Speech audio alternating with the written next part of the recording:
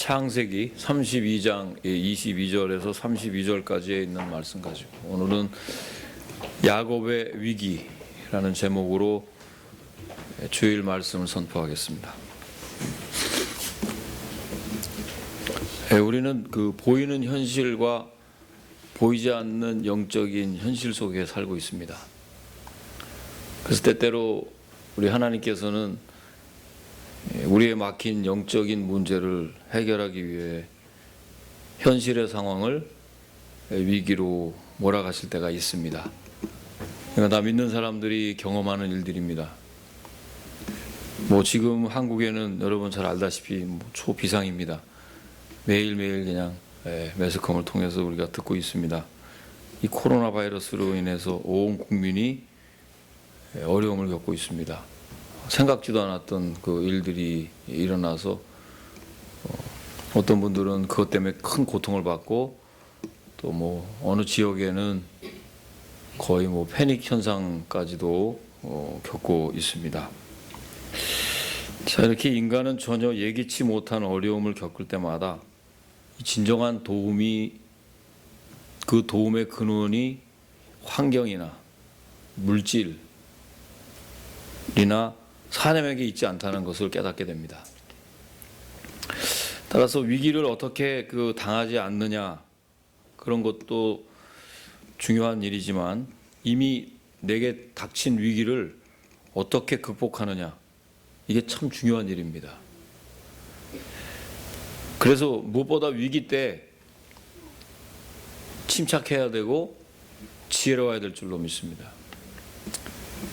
왜냐하면 위기를 맞았을 때 대개 보면 굉장히 상식적이고 쉬운 일도 실수를 잘 합니다. 왜냐하면 당황이 되니까, 이런 일을 겪어보지 않았으니까.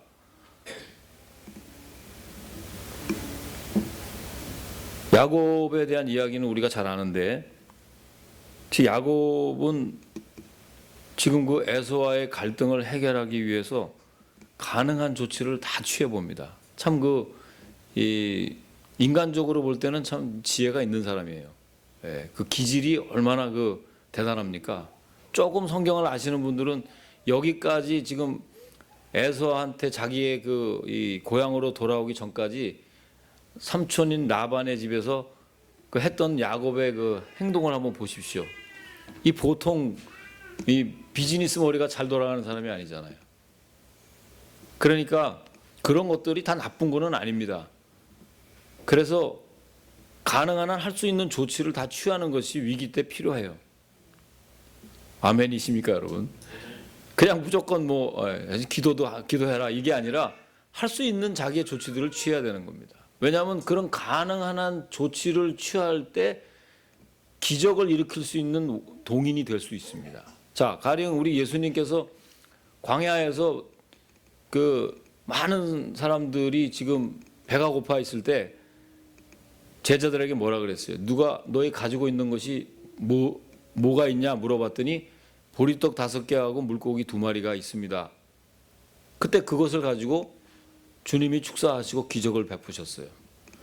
자, 그런 거 보면 우리는 보리떡 5개와 물고기 2마리만 있으면 이건 끝났다, 우리는 종쳤다, 하여간지 뭘 이거 가지고 해보겠느냐 하고 포기하거나 낙심하거나 좌절하게 된단 말이에요.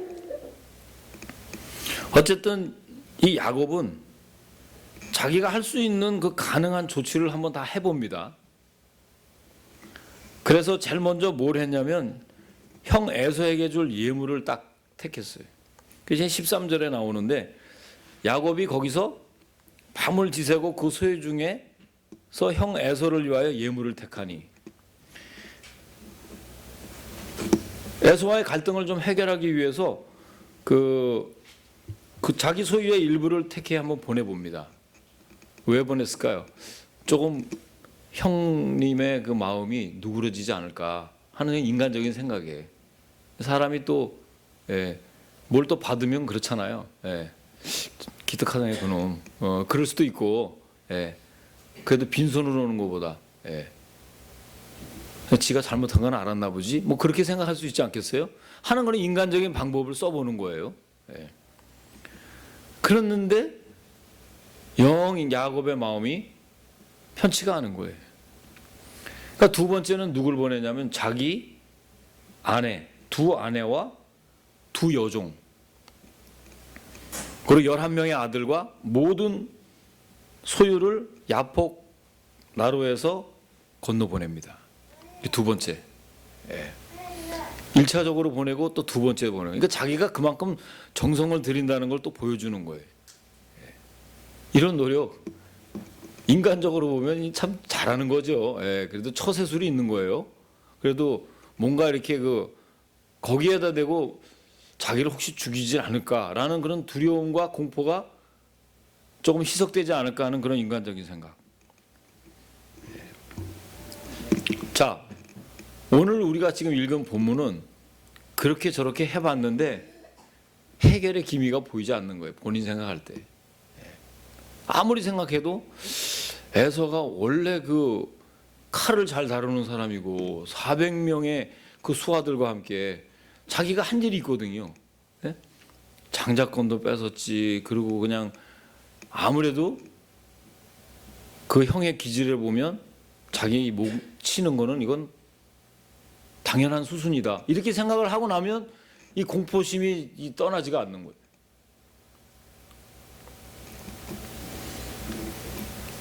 자, 그래서 지금 야곱이 어떻게 처신을 하느냐. 오늘 우리가 읽은 이 본문을 통해서 한번 우리가 여러 크고 작은 위기들이 다 우리 앞에 있습니다. 뭐 국가도 그렇고 민족도 그렇고 우리가 이민 생활,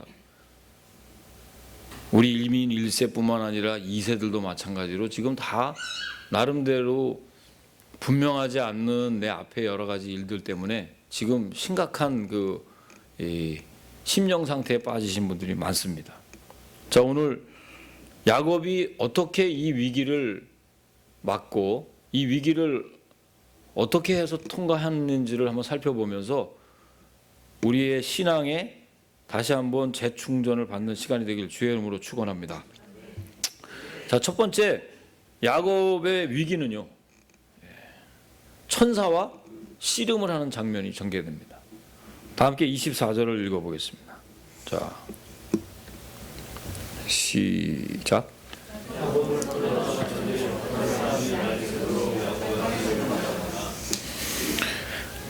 자, 야곱은 지금 홀로 남았다 그랬어요. 다 보내고 홀로 남았어요. 그런데 어떤 사람이 날이 새도록 야곱과 씨름하다가라는 말이 나오는데 도와줄 수 있는 사람은 지금 아무도 없습니다. 해볼 거 다 해봤어요. 자기가 지금 건너가서 에서하고 맞닥뜨리든가 아니면 무슨 소식이라도 와야 되는데 지금 강간무소식이.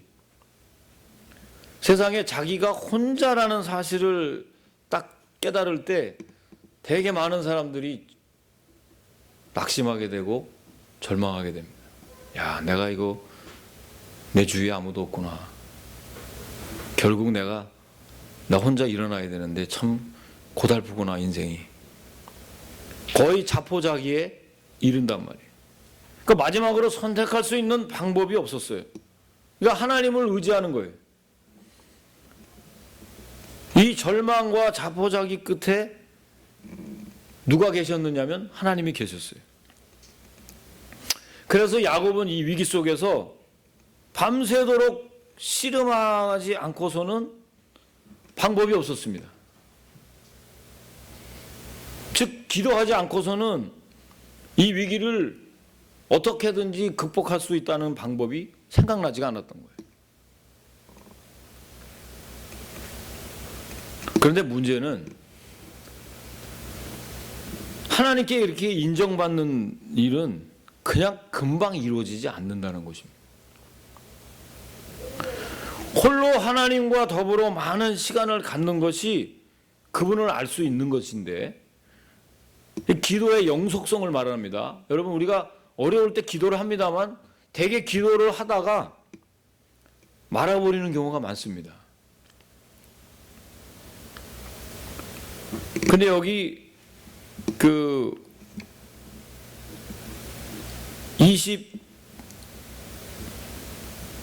23절에 22절, 23절 이렇게 보면 22절이죠. 밤에 일어나 두 아내와 두 여종과 11아들을 인도하여 야폭 나루를 건널세라는 말이 나오는. 이 야폭 나루라는 거는요, 쟁투한다는 뜻입니다.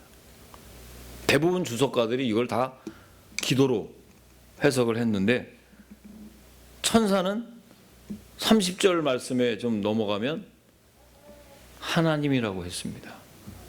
그러니까 지금 누구와 지금 씨름을 하는 겁니까? 하나님과 씨름을 하는 거예요. 즉 야곱은 위기를 맞아서 하나님과 쟁투하는, 투쟁하는 지금 씨름을 하는데, 그건 바로 기도라는 것이었습니다. 여러분, 기도는요 일종의 전투입니다. 믿습니까? 몸이 부서지는 영적 싸움일 수도 있습니다. 성경의 인물들 가운데 그 위기를 극복한 사람들, 또 하나님께 응답을 받은 사람들 보면 대개 전투적인 기도를 드린 분들이 많아요. 끈질긴 기도. 예수님은 과부와 재판장의 비유의 서문에서 그렇게 힘든 그런 투쟁적인 기도를 하다가 낙심할까 봐 뭐라 그랬느냐면, 항상 그 앞에 서문에 우리를 불쌍히 여긴 거죠. 항상 기도하고 낙심하지 말아야 할 것은, 이 말을 항상 하십니다. 그러니까 우리가 바꿔서 생각해 보면 우리가 기도하다가도 낙심하고 금방 포기한다는 뜻이 그 안에 담겨져 있는 거예요. 사람들이 기도하는 일에 쉽게 마음이 태만해지려는 사실을 우리 예수님은 너무나 잘 아셨어요. 그래서 말씀하시기를 항상 서문에 너희가 기도할 때 낙심하지 말아야 할 것은 하고 이렇게 얘기를 하신 거예요.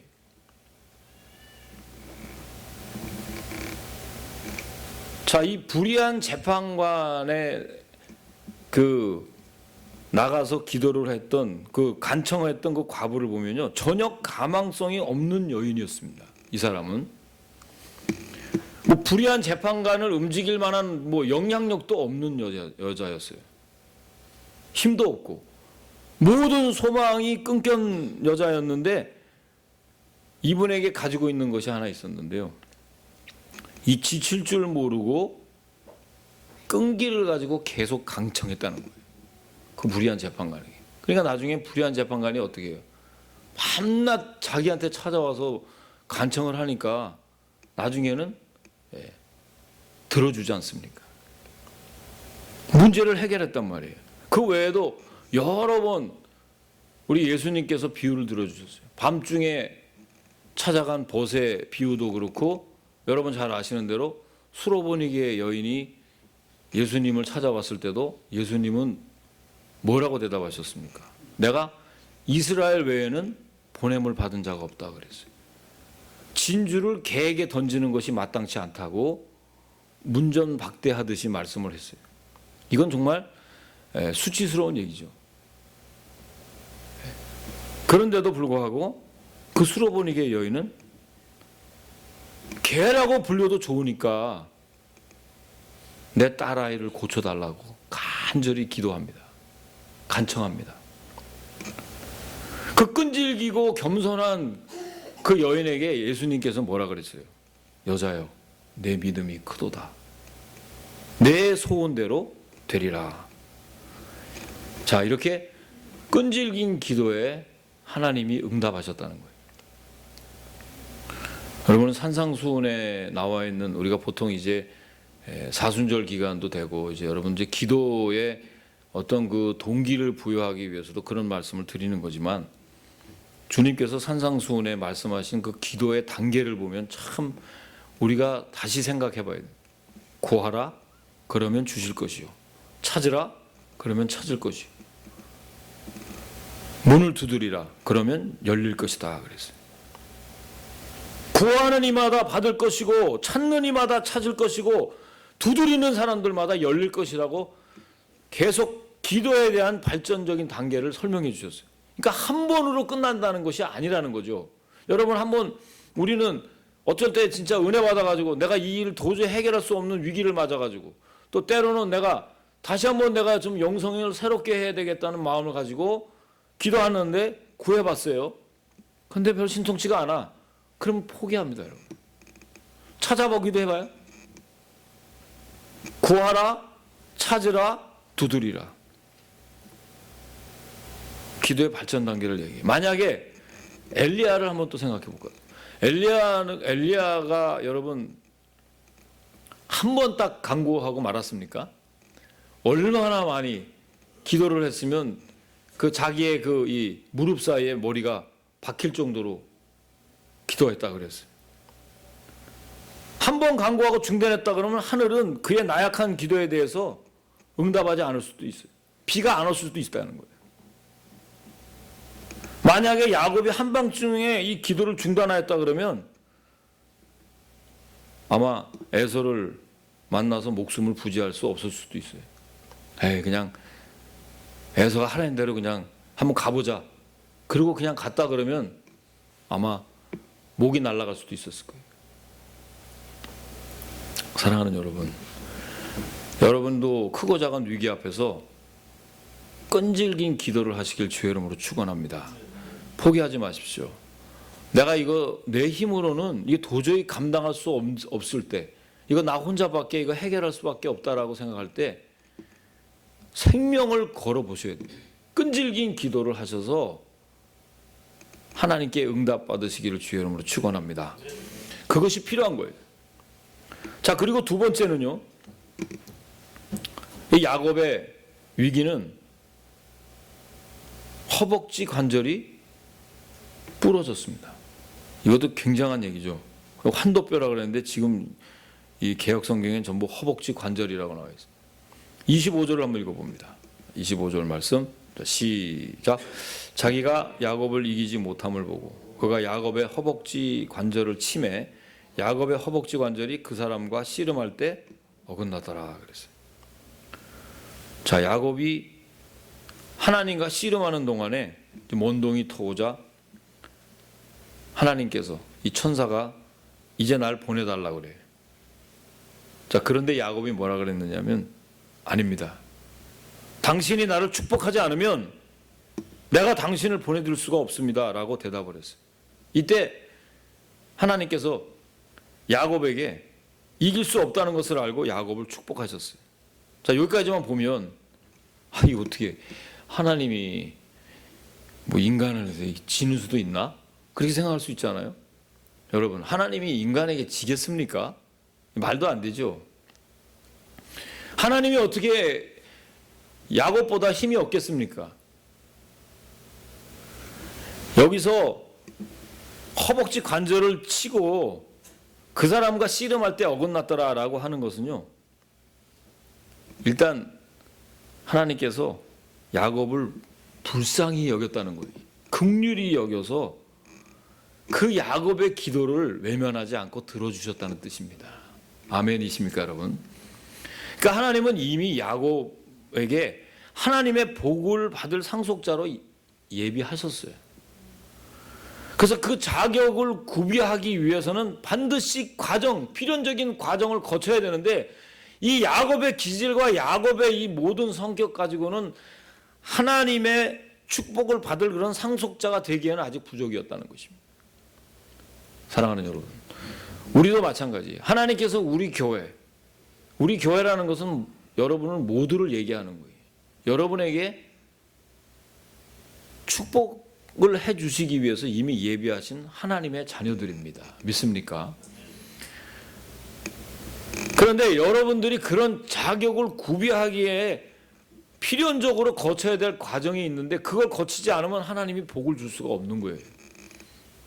그래서 하나님께서는 그의 허벅지 관절, 즉 환도뼈를 쳐가지고 불구를 만드셨습니다. 이게 바로 옛사람인 야곱이 깨지는 순간입니다, 여러분. 천사가 허벅지 관절을 부러뜨렸다는 것은 그동안 야곱이 믿고 살아온 그의 인간적인 자질이나 능력을 치셨다는 거예요. 즉 야복강의 기도는 그 옛사람의 기질이나 능력을 버리는 기도였습니다. 우리가 기도하면서 나는 이런 목적을 가지고 하나님께 나와서 간절히 기도할 때 주님께서는 우리에게 어떻게 응답하십니까? 너가 가지고 있는 그 옛날에 가지고 있었던 좋지 않은 기질, 본성 이런 것들을 먼저 무너뜨립니다. 그리고 난 다음에 그에게 새로운 인격과 이름을 허락해 주신 것입니다. 여러분, 그의 몸에는 그래서 늘 자신이 그 불구가 된 것을 이렇게 볼 때 그게 영적인 일입니까, 여러분? 진짜 환도뼈가 이 골절이 돼가지고 허벅지 관절이 이게 부러져가지고 쩔룩쩔룩 할 때마다 무슨 생각을 하겠어요? 저는요, 스키를 타다가 다리가 부러졌습니다. 아시죠? 예. 아, 그래요? 목사님이 벌써 진짜 10년이 벌써 넘었죠. 예. 그 스피드 스케이트도 좋아하고 스키도 좋아하고 운동을 워낙 좋아하니까 예. 운동을 잘하는 거 좋고 뭐 열심히 해서 그걸로 내가 건강을 유지하는 건 좋지만 교만하면 패망의 선봉장입니다. 지금도 이런 여러 가지 위기를 겪고 있는 거 사실 하나님께서는 이 양면의 날개로 우리 한국에 있는 교회들도 각성하게 하고 또 이단들도 완전히 아주 박살을 내버리는 그 엄청난 일들을 하나님의 관점에서 보면 우리가 알 수가 있는데 제가 그 다리가 딱 부러지고 난 다음에 항상 무슨 생각을 하면 뭔가 이렇게 지나치게 할 때 다리가 이렇게 있고 비가 오거나 그럴 때 보면 꼭 다리가 아파요. 그때 무리하지 마라. 뭐든지 교만하지 마라.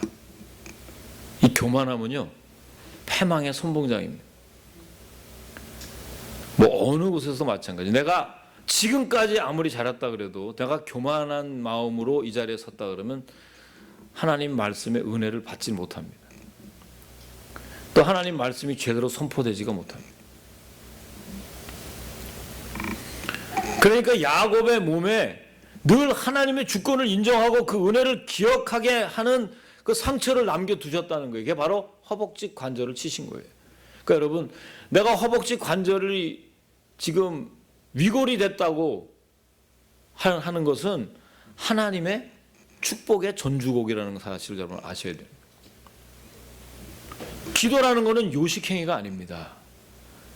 신앙생활에 그냥 하는 순서가 아니라 내 옛사람이 깨지는, 찌꺼기가 없어지는 작업이에요. 그래서 여러분 기도의 자리에 꼭 나오셔야 되는 거예요. 기도하셔야 여러분 가정의 문제가 해결될 줄 믿습니다. 내 자신의 문제뿐만 아니라 내가 기도하는 모든 그 기도의 제목들이 응답을 받는 거예요. 가만히 기도하지 않으면요 죄를 짓게 되고 나도 모르게 교만해지게 돼요. 내 기질이 다시 살아나는. 겸손하지가 못한 거예요. 그래서 기도의 그 파도를 깊이 타야 되는데 우리는 항상 어디서 멈추냐면 파도가 치잖아요. 여러분 존슨비 치고 뭐 이런 데 가면 막 파도가 막 칩니다. 그런데 그 파도가 칠 때 우리가 머리를 숙이고 물속에 들어가야지 파도하고 맞닥뜨리면 바로 우리는 뒤로 넘어지게 돼 있어요. 그런데 좀 더 몇 번 밑을 이렇게 치고 들어가면 나중에는 파도가 없어요. 더 나가면 아주 잔잔합니다.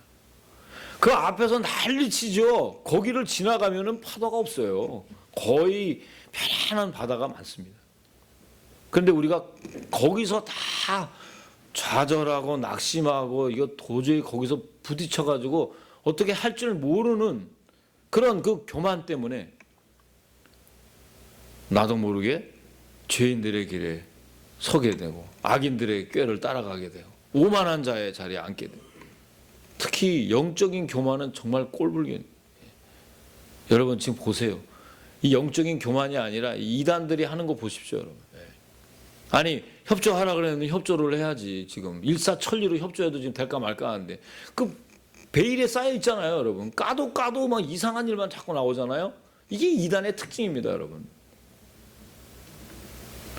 지금 한국도 얼마나 그런 어려움을 겪고 있는지 몰라요.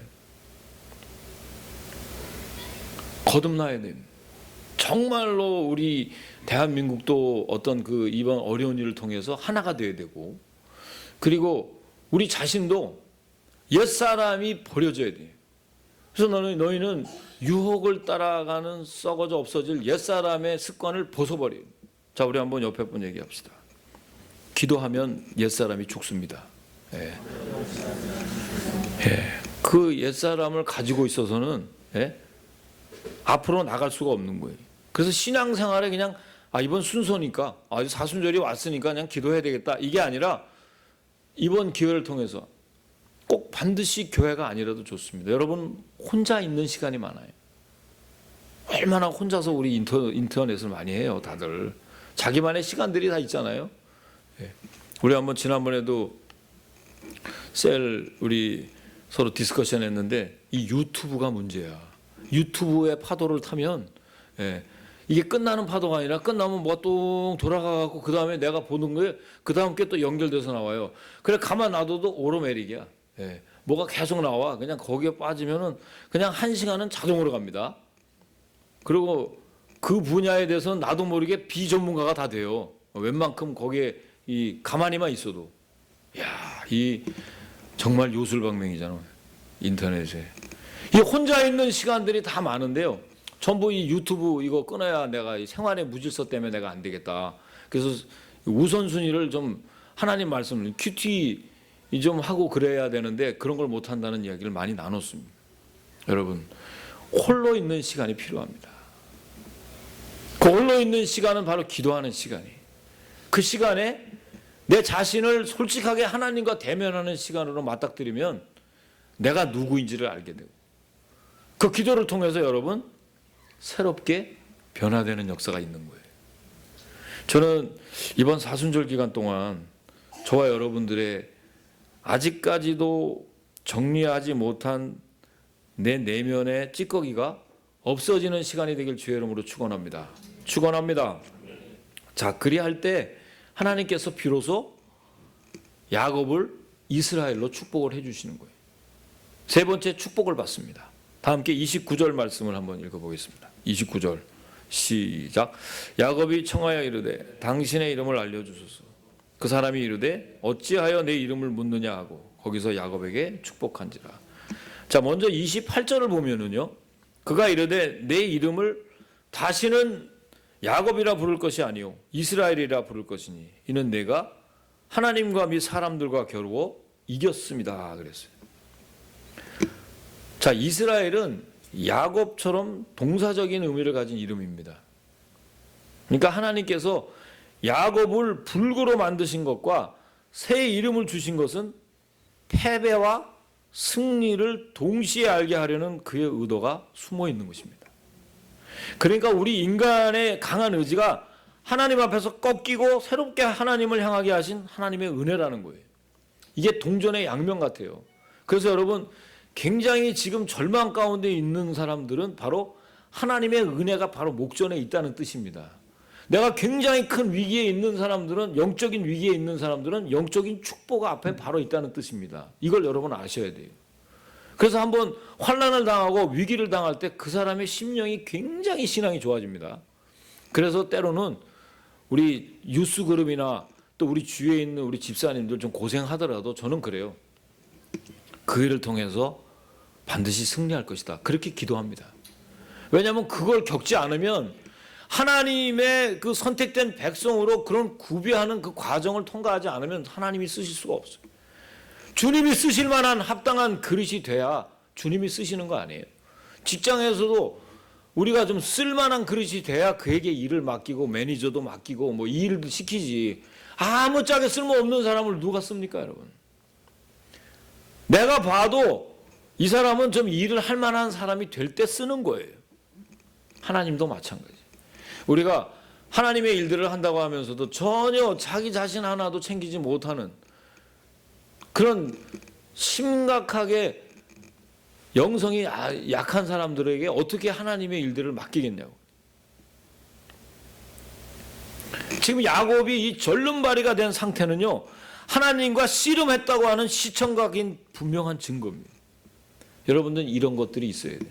내 마음의 깊은 상처가 하나님의 은혜로 지금 새로운 피조물이 됐지만 그 상처가 그 고난의 흔적, 주님의 그 남은 고난을 내가 함께 가지고 가야 되는 거예요.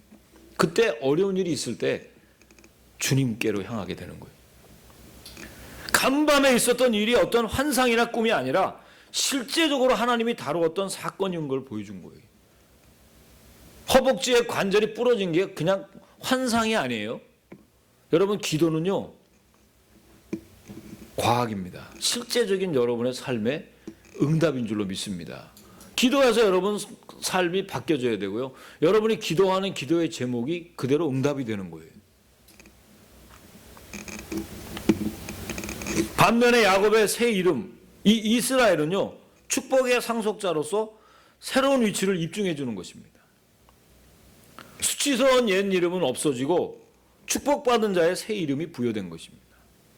그래서 여러분, 이번 사순절 기간에도 우리가 갈라디아서 2장 20절에 나와 있는 것처럼 여러분과 저의 정체성이 하나님의 아들을 믿는 믿음 안에서 살아야 되는 거예요. 그러려면 그 전에 뭐가 있어야 돼요? 내가 그리스도와 함께 십자가에 못 박혀야 돼요. 예수 그리스도의 십자가의 사건이 저와 여러분의 사건이 되어야 됩니다. 내가 그리스도와 함께 십자가에 못 박힌 적이 있어야 내가 하나님의 아들을 믿는 믿음 안에서 사는 거지, 그러지 않으면 절대로 자신만을 위한 삶을 살 수밖에 없는 거예요. 그런 그릇을 하나님이 어떻게 쓰셔서 전도하게 하고 가르치게 하고 치유하게 하시겠습니까? 사랑하는 여러분, 오늘 아까 대표 기도도 그런 얘기를 했지만 교회가 크고 작고 건물을 가지고 안 가지고 뭐 대한민국이 10등 안에 들고 안 들고가 중요한 게 아니라 하나님 마음에 합한 사람이 되어야 될 줄 믿습니다. 하나님 마음에 합하는 그리스도의 그릇이 되어야 될 줄로 믿습니다. 그때 하나님이 우리를 쓰시는 거예요. 정금같이 하나님이 쓰시는 거죠. 그래서 작아도 초대교회 여러분, 큰 교회를 쓰신 게 아니에요. 여러분 보세요. 지금 교회가 얼마나 컸는데 다 무너지지 않아요? 여러분 교회 무슨 뭐 큰 교회 한다고 해서 대단하다 여러분 영향 받습니까? 눈 하나 깜짝 안 해요. 불신자들이. 아유, 저것들 말이지. 한다는 짓거리더라고. 전부 그런 소리밖에 안 들어요. 왜 그렇게 됐어요? 작아도 하나님의 말씀을 신실히 지키는 교회가 되면 그 교회는 일당백입니다. 저와 여러분들이. 그래서 교회가 크게 붕이 돼야 된다는 것이 아니라 여러분 그릇이 하나님 마음에 합한 그릇이 된다 그러면 주님께서 여러분들을 쓰시는 거예요. 저는 그런 교회가 이번 사순절 기간에 되시기를 주님의 이름으로 간절히 축원합니다. 기도하시겠습니다.